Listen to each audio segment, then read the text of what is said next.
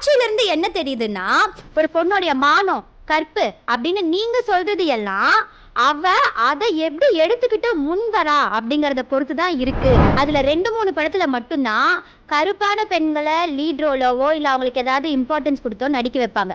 அதுலயும் பெரிய star value இருக்கிற ஒரு படமா இருந்தா வழக்கம் போல ஒரு மூலையில உட்கார்ந்து அழுகாம, நீ எக்ஸ பார்க்க போறியா, நானும் போய் எக்ஸ பார்த்துட்டு வரேன், எல்லாரையும் காலில் விழுக வச்சு பழக்காதீங்க, கை கொடுத்து பழகுங்க அப்படின்னு. இந்த சீன்ல இருந்து நான் பார்த்த விஷயம் என்ன அப்படின்னு பாத்தீங்கன்னா, ஒரு புரட்சியானது ஒரு பெண்ணிடமிருந்து ஆரம்பிக்கிறது. பா ரஞ்சித் இயக்கத்துல வண்டர்பார் பிலிம் ப்ரொடக்ஷன்ல ரஜினிகாந்த், ஈஸ்வரி உள்ளிட்ட பலர் நடிச்சு 150 கோடிக்கு மேல வசூல் செஞ்ச காலா திரைப்படத்தை பத்தின ஹாட் டெஸ்ட் பண்ண போறோம். இந்த படத்துல வுமன் கேரக்டர்ஸை அனலைஸ் பண்ண போறோம். இது வுமன் இன் சினிமா. நான் உங்க பாரதி.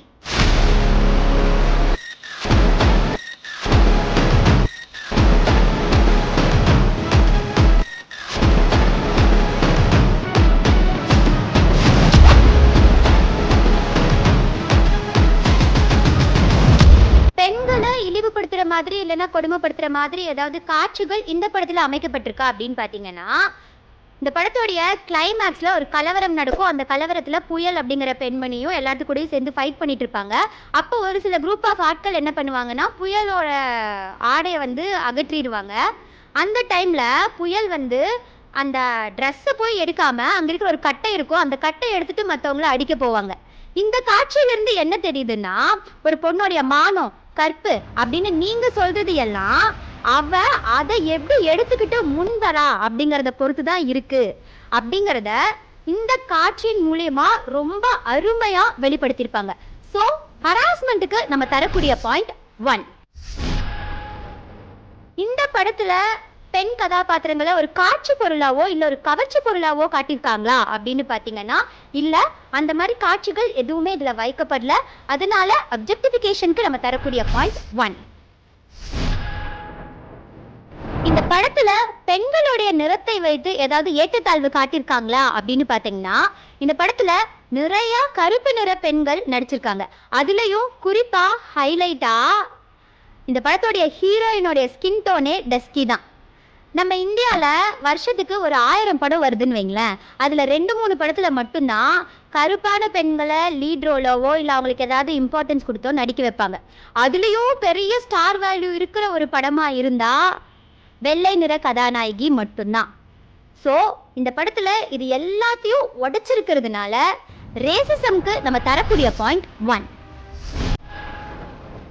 இந்த படத்தில் ஒரு பொண்ணா அப்படிதான் இருக்கணும் இப்படிதான் இருக்கணும் அப்படிங்கிற மாதிரியான காட்சிகள் ஏதாவது வைக்கப்பட்டிருக்கா அப்படின்னு பார்த்தீங்கன்னா, என்னதான் ரஜினி அவங்க எக்ஸை பார்க்க போனாலும் அதை தெரிஞ்சுக்கிட்ட ரஜினியோட வைப்பு வழக்கம் போல ஒரு மூலையில உட்காந்து அழுகாம, நீ எக்ஸை பார்க்க போறியா, நானும் போய் எக்ஸை பார்த்துட்டு வரேன் அப்படின்னு சொல்லக்கூடிய காட்சிகளை நம்ம நகைச்சுவையா பார்த்தாலும் அந்த இடத்துல கூட அவங்களுடைய கட்ஸை கொஞ்சம் கூட விட்டு கொடுக்காம அவங்க பேசியிருக்காங்க.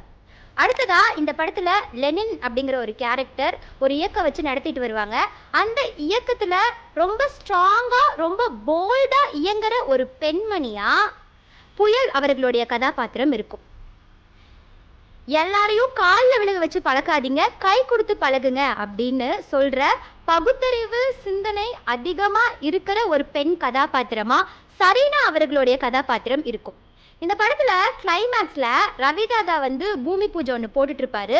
அப்போ ஒரு சின்ன பெண் குழந்தை என்ன பண்ணும்னா, அந்த பூமி பூஜையை தடுக்கிற மாதிரி ஒரு கருப்பு பந்து எடுத்து இப்படி வீசிடும்.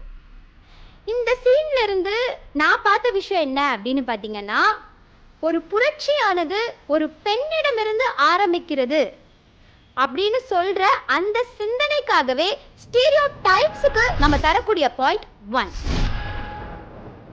படத்துடைய டியூரேஷன் மொத்தமா 154 நிமிஷம். இந்த படத்துல நிறைய பெண் கதாபாத்திரங்கள் இருக்காங்க. அந்த பெண் கதாபாத்திரங்கள் எல்லாத்துக்குமே முக்கியத்துவம் கொடுக்கப்பட்டிருக்கு.